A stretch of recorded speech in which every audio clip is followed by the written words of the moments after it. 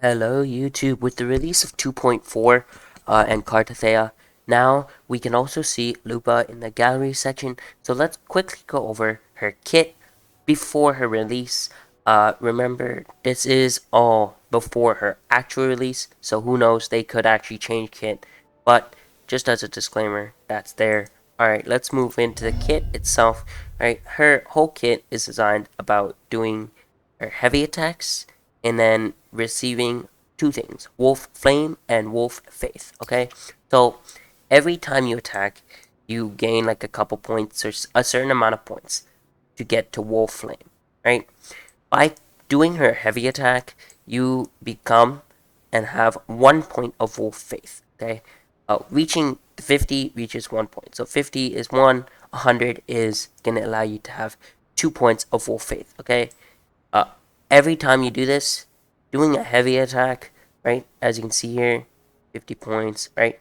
Every time you do a mid air attack, stage 3, right? A bunch of ways to consume 50 points of Wolf Flame and gain 1 point of Wolf Faith, okay? If Wolf Flame reaches 50 and Wolf Flame reaches 1, press it. This attack does not restore, but it consumes Wolf Flame, okay, again, right? Her skill is very important, restoring 15 points. So every 12 seconds, you can restore 15 points of Wall Flame just through the skill alone, which is pretty good considering it allows you to just quickly get that Wolf Faith up. Okay, the damage multiplier is increased by 50% when Lupa uses her skill. This Fang enters cooldown if not cast in time or when Lupa is switched out. Okay, that's pretty insanely strong. It's really nice to have a 50 damage multiplier. Her skill damage is pretty high. Her Feral Fang damage is much higher, of course.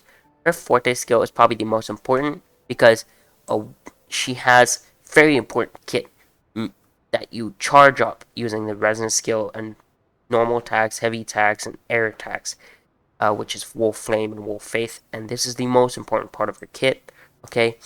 As you can see here, casting basically literally every attack on Earth, okay, gives you 12% attack.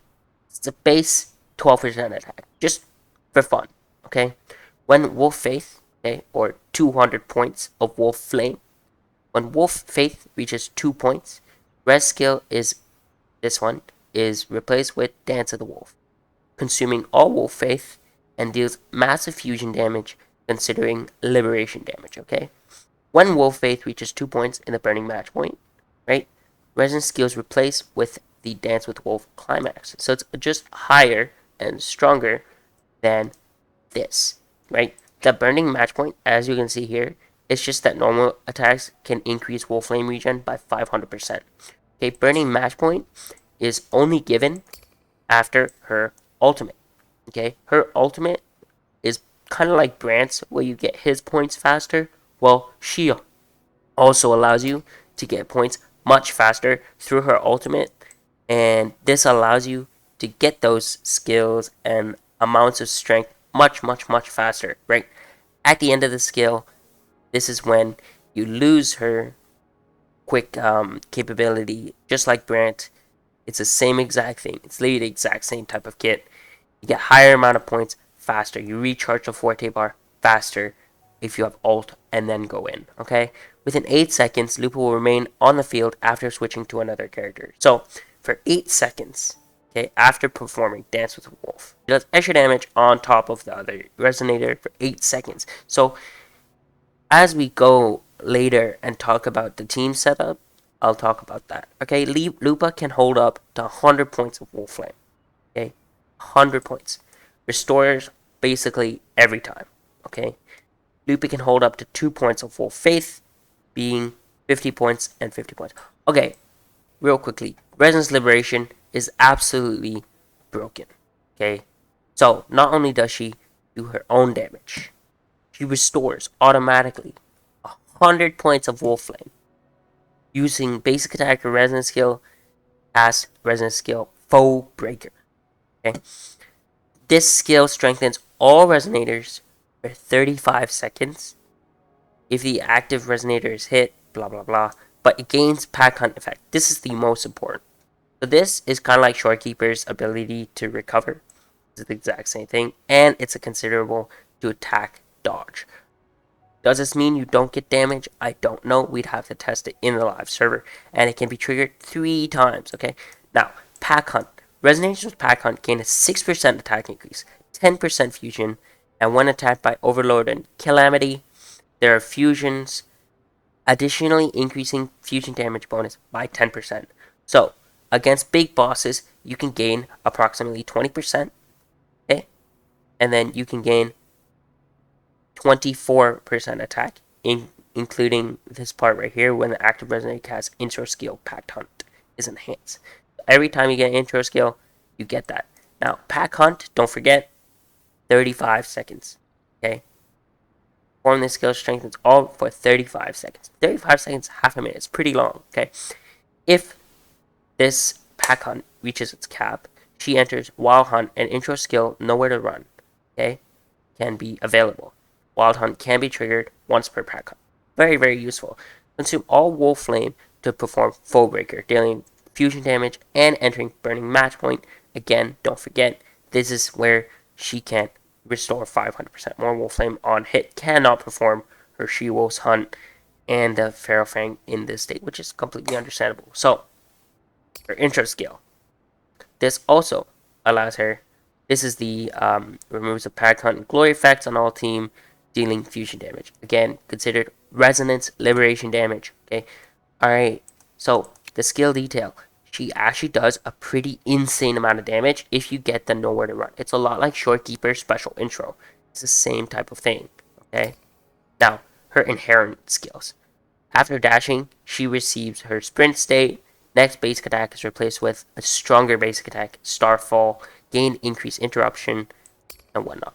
Okay, defeating a marked enemy resets cooldown of her skill. So if you kill someone, you get the skill right away, which is actually really, really useful in waved content. Multi-wave content, she might be one of the stronger ones now. Okay, so in Wiwa or Whimpering Waste, she will be extremely strong and useful. Attacks of all resonators ignore 3% resistance. Okay? This effect increases by 3% per unit. If there are 9% by 3 units. Now, if there are 3 units, that means increased by 6%. So at 3 units, there's a 15% fusion res damage. Increase or vulnerability on the enemy side. Okay? That's a pretty good number. Her outro skill gives basic attack damage. Well, I wonder who uses basic attacks the most in a fusion unit. I wonder who. Their fusion damage amplified by 20%, basic attack damage amplified by 25% for 14 seconds. I wonder who has approximately a 10-second lasting on the field. I wonder. Anyways, now, she has really nice other stat bonuses, right? So 1.8, 4.2, so 10% attack, and I think this is like 5%. I could be wrong. 6% crew rate. Okay, that's pretty nice. Just a little extra. Echo set bonuses priorities for her will evidently be the fusion set. Flaming Clawprint, which gives you resonance liberation damage, grants all resonators 15% for 35 seconds. 35 seconds is the exact same length of Wolf Hunt, right? Or Wolf Pack, whatever it is, that buff that I talked about earlier. And the caster 20% resonance liberation damage lasting for 35 seconds. Now, this is absolutely insane. This actually might be a really nice piece if you could get the other fusion set on it. But I don't think that's a thing. I'm afraid. Yeah, no. Only Inferno Rider gets that. Alright? So, that's how the echoes will be. It's pretty simple. It's going to be a 4-3-3-1-1 because you want fusion, damage bonuses, attack percent damage, and you'll have plenty of crit from your weapon most likely, and all of that. Okay? Team-wise, it's going to be, of course, Grant, Changli, and LUPA. Okay? But now, who goes first? Who goes second? Who goes third? Well, it's simple. Okay? Changli, her buff, her outro skill affects the next resonator for Resonance Liberation. So, it's obvious that when you switch from Changli, you want someone that has very good Resonance Liberation damage. So, the rotation will be Grant, Ultimate, Skill, Go, Outro into Changli. Changli does the first charge attack, heavy attack that does her enhanced, then Resonance Liberation, charged again, then switch to Lupa. Lupa does all her stuff, then switch to Brent. That's how it is. It's super simple, super easy team creation, and super easy rotation. It's not complex. If you do not, for example, have Brent, well, you are going to be kind of difficultly put. You probably will have Encore, and her Encore, her outro skill is purely a fusion damage thermal field, so it's not that great as a team buff. You know, you can't really use her as well. Mortefi buffs heavy attack, and Chixia, I'm 99% sure, isn't going to be that useful either because it does the exact same thing, just deals extra damage. That's it. So, I think her team will not be limited. I think she can do really well, especially since she can stack herself. So I think she can probably work solo. She can probably work with Brent and Changli.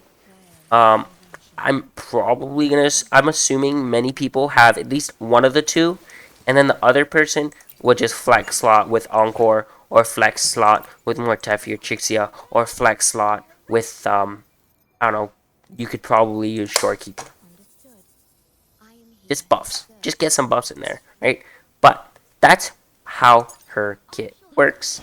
Lupa is an absolutely fascinating resonator. I hope that her kit goes really well as a base. Now, let's say you have $2 billion in your bank account and you want to have some resonance change. Well, let's look at this. Behold the nameless one. Number one, you cast Dance with Wolf Climax, which is with the wolf points thingy. Gain immunity during option. Very nice QOL, but the important thing is performing Resonance Liberation not only recovers 10 Concerto for Lupa and increases Lupa's crit rate by 20% for 10 seconds. Resonance Liberation. Let's go take a look at Resonance Liberation. What's your cooldown? 20 seconds. So it is not as good as many people think, but when you think about it, you're only gonna be on field for 10 seconds with her after her Resonance Liberation.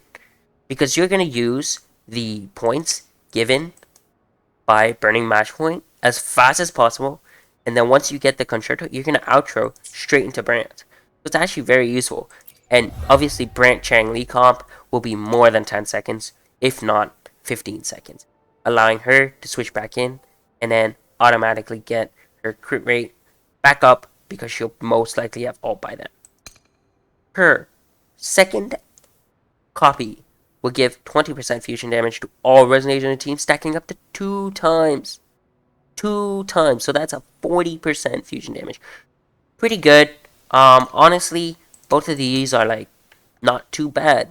I think not as strong as sometimes. I think her E3 or S3.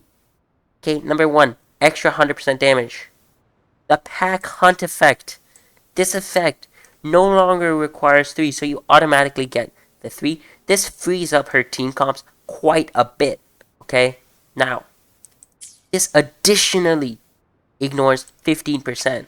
So now, it's a 30% fusion res decrease. 30%. I think this is one of the massive difference when you think about her capability as a solo unit.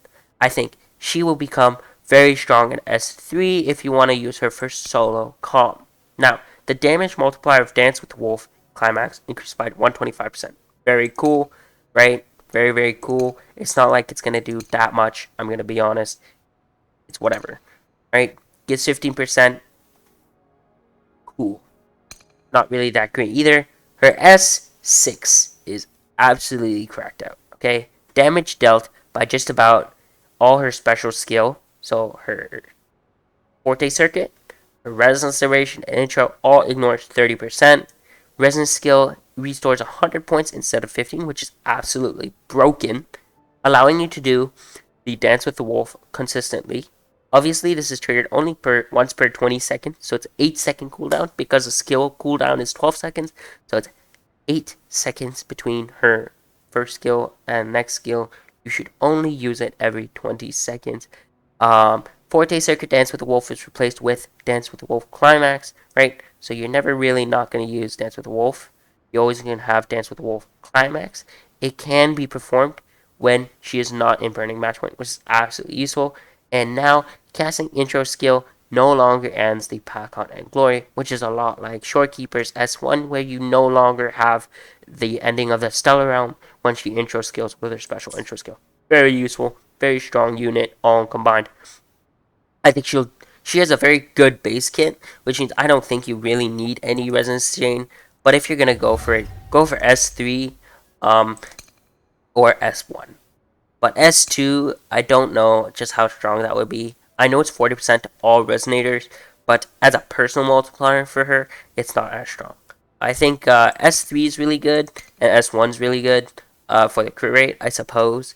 It's a little helpful with the building, but again, it's not permanent. It's only 50% of the time that she will be there.